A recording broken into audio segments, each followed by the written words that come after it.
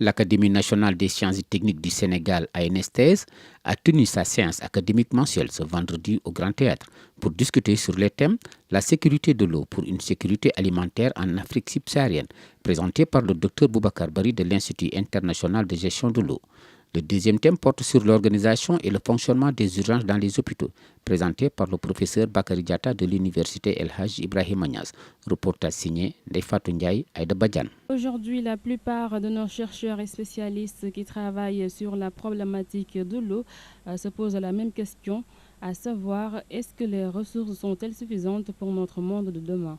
Une interrogation prise en compte par Dr Boubacar Bari de l'Institut international de gestion de l'eau. C'est de discuter les problèmes à l'échelle mondiale, les ramener à l'échelle africaine et ensuite zoomer dans la sous-région ouest africaine.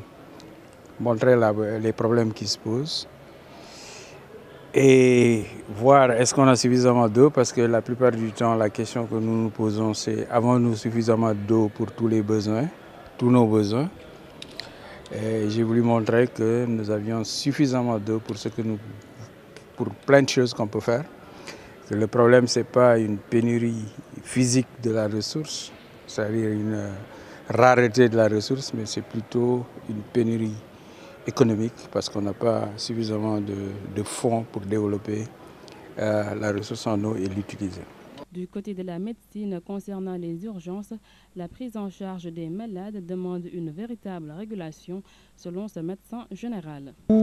Les patients, les 80% des patients qui se présentent aux urgences ne sont pas de véritables urgences. C'est des patients qui pouvaient rester en périphérie dans les centres de santé pour être soignés.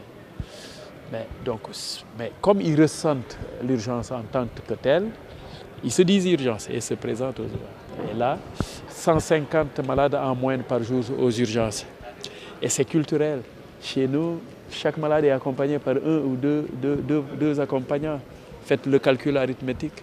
Ça fait 150 plus 300, 450 à 500 personnes, plus maintenant le personnel de l'urgence. Ça fait 600 personnes donc, qui grouillent dans un espace très limité qui s'appelle les urgences. Il faut que les IPM, il faut que les mutuelles de santé, il faut que les initiatives de gratuité, il faut que tous ces gens se mettent autour d'une table, et même l'État aussi, les représentants de l'État, pour minimiser l'effort personnel, l'effort de guerre entre guillemets.